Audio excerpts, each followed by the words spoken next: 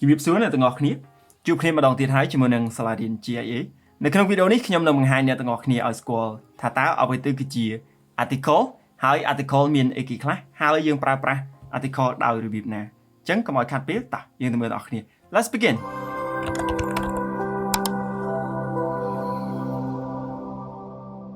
តាមរយៈវីដេអូថ្មីៗហ្នឹងគឺយើងទទួលបានមតិពីអ្នកមើលគាត់សំណូមពរឲ្យធ្វើវីដេអូតាក់ទងទៅនឹងការប្រើប្រាស់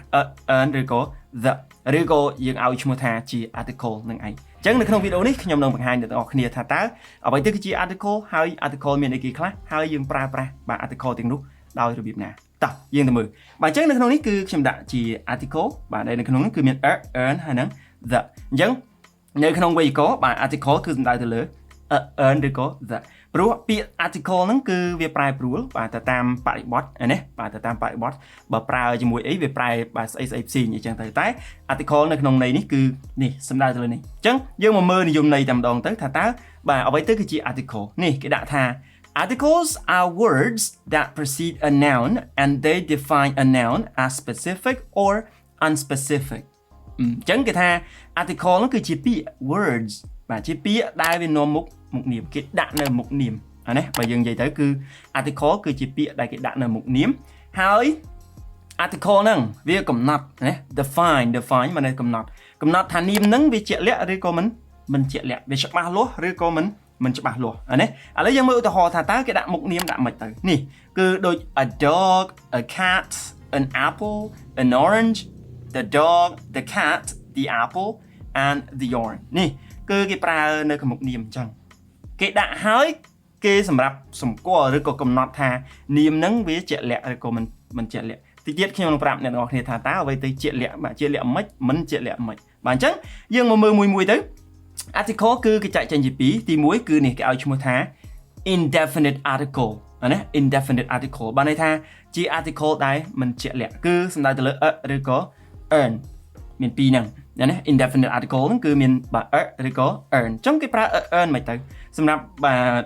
អ្នកមើលមួយចំនួនបាទគឺមួយចំនួនធំអាចនិយាយឬក៏ទាំងអស់តែម្ដងគឺដឹងហើយថាប្រើ earn មិននេះ we use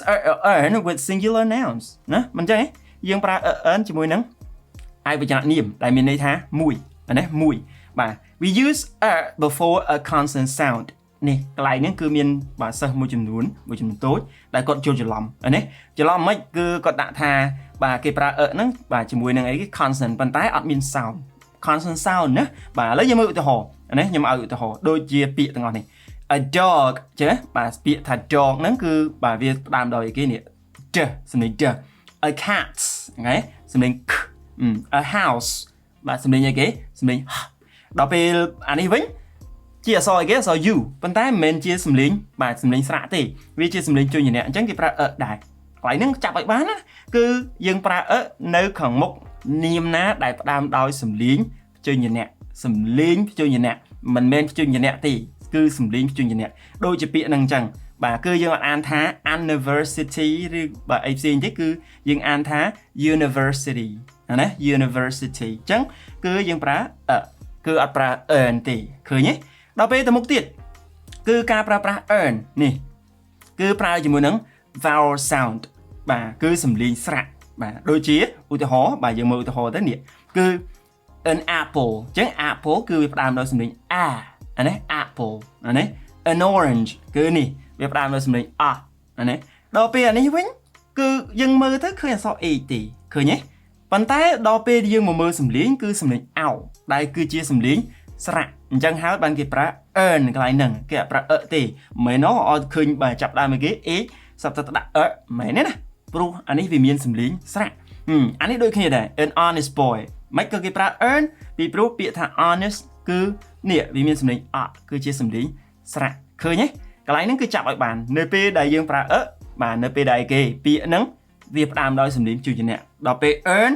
គឺពាក្យមួយវាផ្ដើមដោយសំឡេងស្រៈសំឡេងមិនមែនអក្សរណាបាទអញ្ចឹងយើងទៅមុខទៀតគឺយើងប្រើ earn បាទ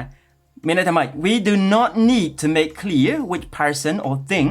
we are talking about នេះបាទន័យថានៅពេលដែលយើងបាទមិនចង់បញ្ជាក់ថានាមមួយហ្នឹងវាច្បាស់ឬក៏មិនច្បាស់ទេបាទគឺយើងនិយាយឬក៏ earn ហ្នឹងបាទន័យថាយើងអត់ចង់បាទ make clear នេះ make clear បាទន័យថា ឲ្យវាច្បាស់ណាបាទយើងនិយាយឲ្យច្បាស់ណាបាទអញ្ចឹងឧទាហរណ៍គេដាក់ថា When I arrived John was reading a book នៅពេលដែលខ្ញុំទៅដល់បាទ John គាត់កំពុងអានសៀវភៅហ្នឹងគឺយើងអត់ចង់បញ្ជាក់ថាសៀវភៅអីទេណាដឹងថាសៀវភៅប៉ុន្តែបាទមិនដឹងថាសៀវភៅអីទេឃើញទេអញ្ចឹងគេប្រើមែនទេបាទមួយទៀត Yesterday she bought a blouse and a skirt បាទកាលពីម្សិលមិញគាត់បាទទិញអាវមួយសពុតមួយអត់បញ្ជាក់ថាបាទអាវហ្នឹងអាវមិន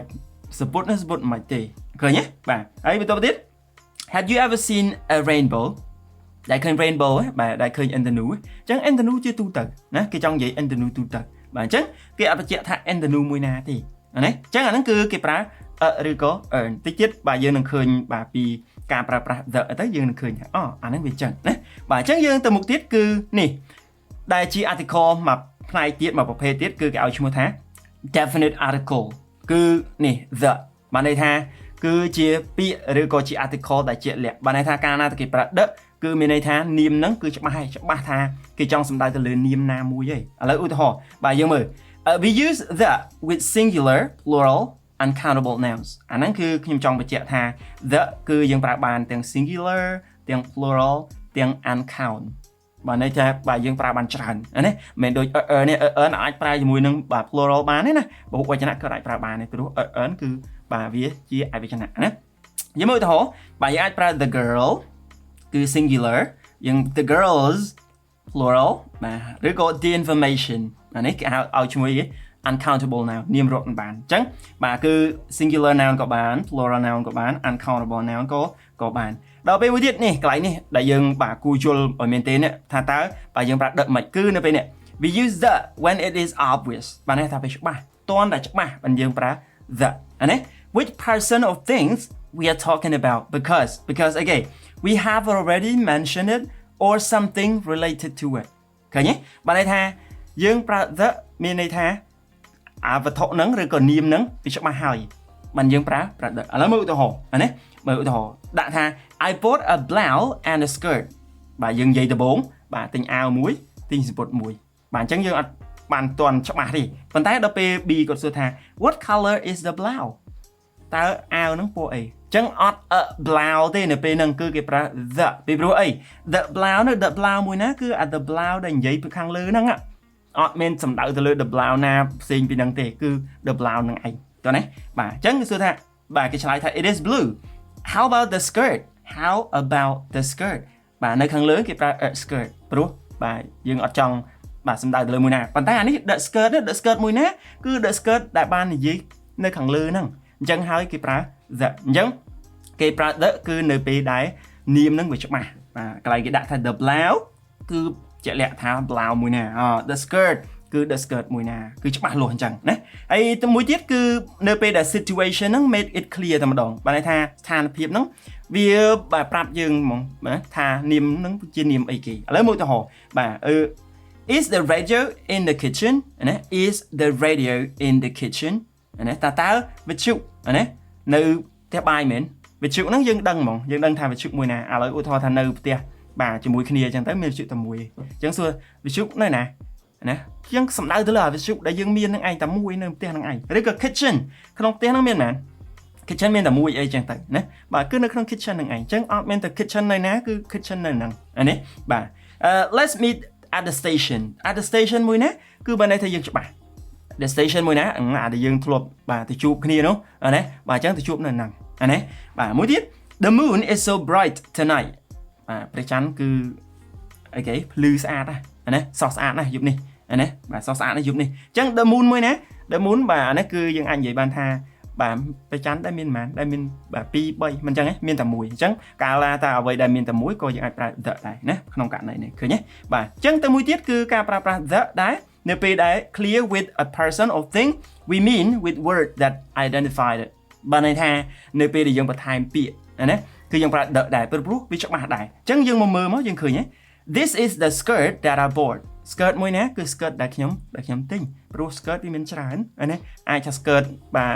បុគ្គលនេះទិញបុគ្គលនោះទិញឬណាផ្សេងទិញអីចឹងទៅប៉ុន្តែខ្ញុំចង់សំដៅទៅលើ the skirt that I bought ណាបាទឬក៏ do you know the girl in the photo ណា do you know the girl in this photo បាទអញ្ចឹងស្គាល់ក្មេងស្រីម្នាក់នៅក្នុងរូបភាពហ្នឹងក្មេងស្រីណានេះក្នុងរូបភាពនេះ ឃើញច្បាស់ហ៎បាទហើយមួយទៀត Anna doesn't like the music that John plays បាទ Anna អត់ចូលចិត្តបាទចម្រៀងឬក៏តន្ត្រីដែរដែល John លេងទេបាទគាត់អត់ចូលចិត្តចម្រៀងអាចថាគាត់ចូលចិត្តណាគាត់ចូលចិត្តចម្រៀងប៉ុន្តែគាត់អត់ចូលចិត្តចម្រៀងរបស់ John អីចឹងតែអាចមានហេតុផលបាទ John គាត់លេងអត់ព្រោះអីចឹងណាបាទអញ្ចឹងអស់ហើយបាទតាក់ទងទៅនឹង earn ឬក៏ the គឺបាទបើសិនជាយើងនិយាយពីគេហៅថាសរុបសេចក្តីមកវិញគឺ earn យើងប្រើជាមួយនឹង singular ហើយនៅពេលដែលយើងអត់ចង់និយាយថានាមនឹងជានាមមួយណាដល់ពេលយើងប្រើ the គឺបានន័យថាតន់តែច្បាស់បើសិនជាយើងនិយាយថា the cat មួយណា the book មួយណា give me the book ណា give me the book ឲ្យសភៅមកខ្ញុំសភៅណាអាហ្នឹងតើច្បាស់បានយើងប្រើគេ the book បើយើងនិយាយថា give me a book ឲ្យសភៅខ្ញុំ a book អញ្ចឹងមិនថាសភៅមួយណាក៏បានដែរ give me the book មួយណាគឺ the book ដែលអ្នកឯងខ្ចីអូខេបាទមានន័យអញ្ចឹងណាបាទអញ្ចឹងចប់ហើយបាទតាក់ទងទៅនឹងមេរៀនដែលខ្ញុំចង់ចែករំលែកអ្នកទាំងអស់គ្នាហើយអ្នកទាំងអស់គ្នាក៏អាចតេស្តសមត្ថភាពខ្លួនឯងបានដែរដោយគ្រាន់តែចូលទៅកាន់បាទ channel របស់បាទ GIA ហើយអ្នកទាំងអស់គ្នានឹងឃើញលំហាត់មួយនៅទីហ្នឹងអញ្ចឹងអស់ហើយបាទអ្វីដែលខ្ញុំចង់ចែករំលែកអ្នកទាំងអស់គ្នាជួបគ្នានៅវីដេអូក្រោយ Until next time be safe I'm out peace out